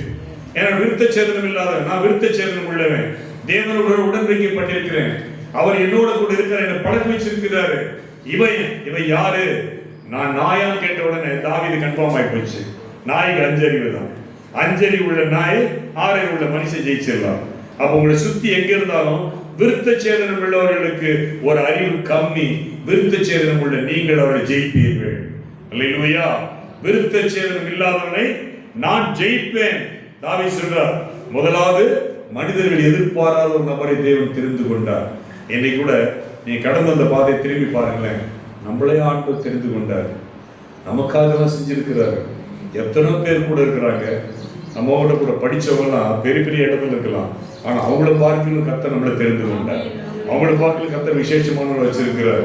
அப்ப ஏன் கூட பாஸ் கூட படிச்சவங்கலாம் ஒரு அதிகாரியா இருக்கலாம், ஆனா இந்த ஒரு மேன்மைக்குள்ள இருக்க முடியாது, இந்த ஒரு ஆசீர்வாதத்துக்குள்ள இருக்க முடியாது, இந்த ஒரு கணத்துக்குள்ள இருக்க முடியாது. ஏன் கேட்டா இன்னைக்கு ஒரு தேவ பிள்ளை போறாங்கன்னு சொன்னா ராஜாக்கள் நிற்பார்கள் எழுந்து, பிரபுக்கள் எழுந்து நிற்பார்கள். ஒரு சம்பவத்தை நான் சொல்லுகிறேன். லைசன்ஸ் வாங்க போனேன். போகும் பொழுது அங்கே ஒரு போலீஸ்காரர் வில்லங்கமானவன், ரொம்ப வில்லங்கமானவன். அவன் தான் கையெழுத்து போடணும். என்னுடைய பேர், இந்த மேரேஜ் சர்டிஃபிகேட்லாம் எடுத்துகிட்டு போனேன். பேர்லாம் மாற்றிட்டு காண்பிக்கிறதுக்கு எல்லாம் போகிறவங்களாம் ரிஜெக்ட் பண்ணி விட்டுறான். எனக்கு டென்ஷன் ஆகி போச்சு. கம்முன்னு தோத்திரம் பண்ணியிருந்தேன். சரி, நம்ம மேலே ஒரு அபிஷேகம் இருக்குது, அந்த அபிஷேகம் வேலை செய்யும் போன்னு சொல்லிட்டு என் ஃப்ரெண்டு கூட்டி போனேன். என்ன மாதிரி பார்த்தேன். நான் ஒன்றும் பண்ணல, டாக்குமெண்ட்லாம் எடுத்து காமிச்சேன். எடுத்து காமிச்ச உடனே ஒன்றா பார்த்தாரு. பாருங்க, ஒரு தேவ மனுஷனுடைய அபிஷேகம் பெற்ற ஒரு அபிஷேகம் உண்மையில இருக்குமானா ஒரு அதிகாரியை கர்த்தர் ஆட வைப்பார். அதை பார்த்துட்டே இருந்தாரு. என்ன நினைச்சாரு தெரியல. என்னுடைய மேரேஜ் சர்டிஃபிகேட்ல பார்த்து சாம் சுந்தரைய கையெழுத்து பார்த்தாரு. பார்த்துட்டு எந்திரிச்சு நின்றுட்டு உடனே நான் தான் கூட வந்து ஒன்றும் புரியல. வெளில நிற்கிறாரு. என்னை கேட்டார், என்னையா பண்ண? உண்மையதான் சொன்னேன். நான் இல்லையா நீ ஏதோ பேசிருக்கிறேன், உண்மையதான்ப்பா சொன்னேன். என்ன பண்ணாரு? பார்த்தாரு, அப்படியே விலவல் போயிட்டாரு. சாம் சுந்தரை மேரேஜ் பண்ணாரா? உங்களுக்கு மேரேஜ் பண்ணாரா? ஒன்றுமே பேசலைங்க. ஏன்னு கேட்டா ஒரு தேவதாசனுடைய அபிஷேகம் உங்க மேல இருக்குமானா போற இடங்கள் அந்த அபிஷேகம் வேலை செய்யும். அந்த அபிஷேகம் வேலை செய்யும். உண்மையில அந்த அந்த அந்த இன்ஸ்பெக்டர் ஆடி போயிட்டான். அப்பதான் நினைச்சேன், எப்படியாப்பட்ட அபிஷேகம் கர்த்தர் நம்ம மேல வச்சிருக்கிறார். ஆடி ராஜாக்கள் ஆட வைக்கும், அதிகாரிகள் ஆட வைக்கும். இன்றைக்கு உண்மையா ஒரு தேவ பிள்ளை மேல கர்த்தருடைய அபிஷேகம் இருக்குமானா, தைல கொம்பின் அபிஷேகம் இருக்குமானா, பேசுறது குறித்து கவலைப்படாது, உன் கூட பிறந்தவரை குறித்து கவலைப்படாது, உன் ஜனத்தை குறித்து கவலைப்படாது, உன் இனத்தை குறித்து கவலைப்படாது. எதிர்பாராத இடத்துல எதிர்பாராத உன்னை தேவன் தெரிந்து கொள்வாரானால், அவருடைய அபிஷேகம் மேல இருக்குமானால், எல்லா வார்த்தையும் தள்ளி தேவன் உன்னை கொண்டு வந்த முகாந்திரத்தை நிறைவேற்ற கர்த்தர் உனக்கு ஒரு ஜெயத்தை கர்த்தர் கட்டளையிட வந்தவராக இருக்கிறார். ஏன் தெரியுமா? தாவீது தேவனுடைய பிரசன்னத்தை சுமக்கிறவனா இருந்தான், தேவனுடைய அபிஷேகத்தை சுமக்கிறவனா இருந்தான், தேவனுடைய வல்லமையை சுமக்கிறவனா இருந்தான், தேவனுடைய கிருபையை சுமக்கிறவனா இருந்தான். நீ எங்க போனாலும் அவரை சுமக்கிறவனா இருக்கும்போது கர்த்தர் உன்னை வெட்கப்பட்டு விட மாட்டார். அது மாத்திரம் இந்த 1 சாமுவேல் புத்தகம் 17ஆம் அதிகாரம் அந்த 43-44 வாசிங்க. பெலிஸ்தன் தாவீதை பார்த்து, நீ கடிகளோடு என்னிடத்தில் வர நான் நாயா என்று சொல்லி அவன் தன் தேவர்களை கொண்டு தாவீதை சபித்தான். பின்னும் அந்த பெலிஸ்தன் தாவீதை பார்த்து, என்னிடத்தில் வா, நான் உன் மாம்சத்தை ஆகாயத்து பறவைகளுக்கும் காட்டு மிருகங்களுக்கும் கொடுப்பேன் என்றான். அதற்கு தாவீது பெலிஸ்தனை நோக்கி, நீ பட்டயத்தோடும் ஈட்டியோடும் கேடகத்தோடும் என்னிடத்தில் வருகிறாய், நானோ நீ நிந்தித்த இஸ்ரவேலுடைய ராணுவங்களின் தேவனாகிய சேனைகளுடைய கர்த்தரின் நாமத்திலே உன்னிடத்தில் வருகிறேன். இன்றைய தினம் கர்த்தர் உன்னை என் கையில் ஒப்பு கொடுப்பார். அந்த 46 வாசிப்போமே, எல்லாரும் சேர்ந்து வாசிப்போமே. இன்றைய தினம் இன்றைக்கு எந்த காரியமோ கர்த்தர் கையில் ஒப்பு கொடுப்பார். எந்த சத்துரு வந்தாலும் ஒப்பு கொடுப்பார் ஆண்டவர். அங்க சொல்ற நானும் என்ன சொல்றேன், அதற்கு தாவீது பெலிஸ்தனை நோக்கி, நீ பட்டயத்தோடு ஈட்டியோடு கேடகத்தோடு இடத்தில் வருகிறார். ஆனால் நானோ நீ நிந்தித்த இஸ்ரவேலின் ராணுவங்களின் தேவனாகி சேவை கர்த்தருடைய நாமத்தில் வருகிறது. அப்ப நம்மோட கூட இருந்து யாருங்க? ராணுவம் இருக்கு. நீ தனியா போல, உன்னோட கூட ராணுவம் இருக்கு. ராணுவத்துக்கு ராணுவம் வருகிறது. இந்த ராணுவம் தான் ஒரு எல்லைக்கு உட்பட்டது. நம்ம பரலோக ராணுவம் எல்லைக்கு அப்பாற்பட்டது. எல்லைக்கு அப்பாற்பட்ட ராணுவம் கூட வருவது அப்படின்னாலே கர்த்தர் சொல்லுகிறார், இந்த யுத்தம் கர்த்தருடையது, இந்த யுத்தம் கர்த்தருடையது. தாவீது மனசுக்குள்ள சொல்லுவான், இந்த யுத்தம் யாருடையது? கர்த்தருடையது. தோல்வி சாத்தானுடையது, ஜெயம் என்னுடையது. ஏனென்றால் தாவீதை கர்த்தர் தெரிந்து கொண்டார். 6 பேரை தள்ளி தெரிந்து கொண்டார். எல்லா வார்த்தையை மீறி தேவனுடைய முகாந்திரத்தை நிறைவேற்ற ஏலா பள்ளத்தாக்கில் இறங்கினான். கர்த்தர் சொல்றாரு, நீ கவலைப்படாத, நீ என்னுடைய நாமத்தை நீ சொல்ற இல்லையா? இன்னைக்கு நிறைய பேர் பாருங்க, கர்த்தருடைய நாமத்தை சொல்லும் பொழுது கர்த்தர் கிரியை செய்வார். என்னோட நாமத்தை சொல்லும் போது வானோர் பூதலத்தோர் பூமியின் கீழோர் காலுடைய முழங்கால் யாவும் முடங்கும். எதை சொன்னாலும் இயேசு நாமத்துல சொல்லு, கர்த்தருடைய நாமத்துல கேளு, இயேசு நாமத்தை அறிக்கையிடு, எல்லா ஆவிகளும் நடுங்கும். இன்றைக்கு ஒரு பிராக்டிஸ் கொள்ளவா, சின்ன விஷயமோ பெரிய காரியமோ கர்த்தருடைய நாமத்துல கேளு, இயேசு நாமத்துல கேளு. உன் காரியம் மாறுதல முடியும், உன் சூழ்நிலை மாறுதல முடியும். தேவனுடைய வல்லமை எழுப்பணும். கர்த்தருடைய நாமத்தை சொல்லும் பொழுது, அங்கே சொல்லும் பொழுது, நானும் நீ நிந்தித்த இஸ்ரவேலின் ராணுவங்களின் தேவனாகிய சேனையுடைய கர்த்தருடைய நாமத்தில் வருகிறேன். கர்த்தருடைய நாமத்தை சொல்லும் பொழுது ஒரு சேனை இறங்கும், ஒரு ராணுவம் இறங்கும், ஒரு வல்லமை இறங்கும், அந்தகாரங்கள் அழியும். இன்றைக்கு இயேசுவின் நாமத்தை சொல்லும் பொழுது கர்த்தருடைய சேனையாகிய ராணுவம் அன்றைக்கு தாவீதுக்கு இருந்தது போல இன்றைக்கு உன்னோடு கூட இறங்கும். நீ பயப்படாமல் எதிர்த்து நின்று யுத்தம் பண்ண கர்த்தர் உனக்கு உதவி செய்வார். என் தேவன் வெட்கப்பட்டு விட மாட்டார். ஏனென்றால் நீ கர்த்தருடைய நாமத்தை சொல்லும் பொழுது தாவீதுக்கு தெரியும், நீ சின்ன கூட்டத்தை வச்சிருக்கிற கோலியாத், நான் நீ நிந்திக்கிற சேனைகளின் கர்த்தருடைய நாமத்தில் வரும்பொழுது ஒரு ராணுவமே எங்களோடு கூட வரும். ஒரு ராணுவமே இந்த இடத்தை ஆளுகை செய்யும். ஒரு ராணுவமே சுற்றி நிற்கும். ஏன் இத்தனை பொல்லாப்புக்கு உபத்திரத்தின் பாடும் மத்தியில் ஏன் இந்த சபையை ஆண்டவர் கட்டுவேன் என்று சொன்னார்.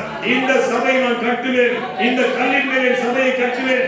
பாதாளத்தின் வல்லமை மேற்கொள்ள கூடாதபடிக்கு ஒரு குடும்பத்தையும் வீட்டையும் என் ராணுவம் சூழ்ந்து கொண்டிருக்கிறது. அந்த ராணுவத்தின் முன்பாக உலக பிரகாரமான எந்த மனுஷிக சக்தியோ எந்த வல்லமைகளோ அந்தகாரங்களோ உன்னை ஒன்று சேதப்படுத்த முடியாது. உலகத்தின் ராணுவம் சோர்ந்து போகும், என்னுடைய ராணுவம் சோர்ந்து போகாது. 24 மணி நேரம் உன் மீது கண்காணிப்பாய் இருக்கும். பெலிஸ்தரை அல்ல, கோலியாத்தை அல்ல, எந்த யுத்தத்தை பார்க்க இந்த ராணுவம் உனக்காக ஆயத்தமா இருக்கிறபடினாலே கர்த்தருடைய நாமத்தினாலே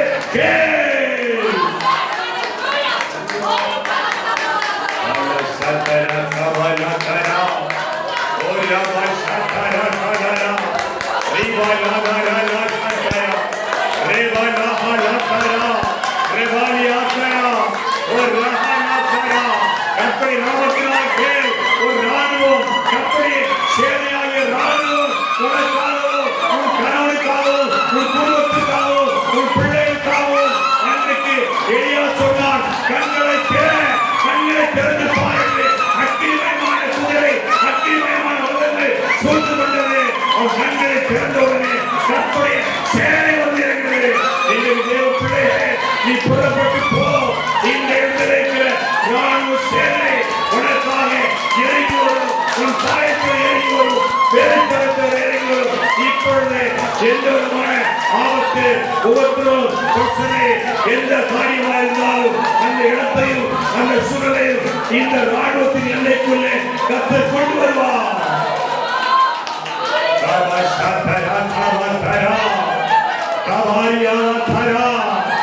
என் தேவனுடைய பிள்ளையே, உனக்காக நீ செலவு செய்யாத, நீ ஆயத்தம் பண்ணாத, நீ உருவப்படுத்தாத என் தேவனுடைய சேனையின் ராணுவம் உனக்காக ஆயத்தமாக இருக்கிறது.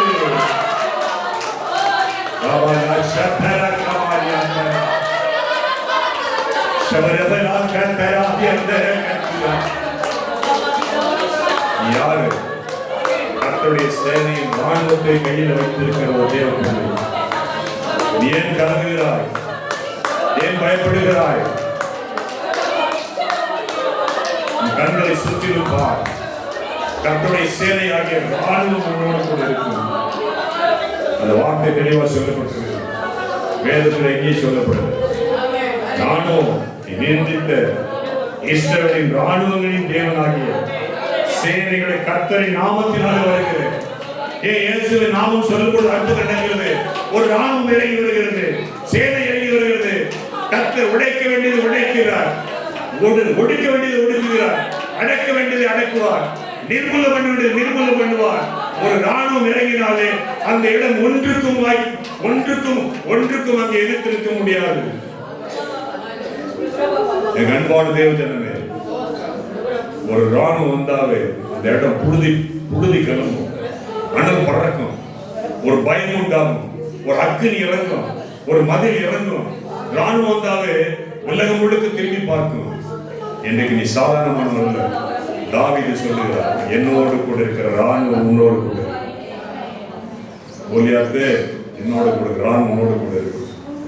கவலைப்படாது என்பான தேவ ஜனமே. ஜனத்தில் தெரிந்து கொள்ளப்பட்டவனை கர்த்தர் உயர்த்தினார், கண்டுபிடித்தார், அபிஷேகம் பண்ணினார். உனக்கு எத்தனை பேர் இருந்தாலும் கர்த்தர் எல்லாவற்றையும் துவம்சம் பண்ணி கட்டம் கட்டி உன் பாளையத்துக்குள்ளே நின்று நிதானமாய் நீ களமாடி ஜெயிப்பாய்.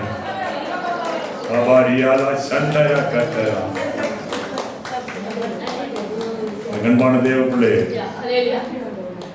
கர்த்தருடைய கரங்களோடு கூட இருக்கும். ஒரு முறை ஊழியம் பண்ணிட்டு வரோம் உளுந்தூர்பேட்டில்.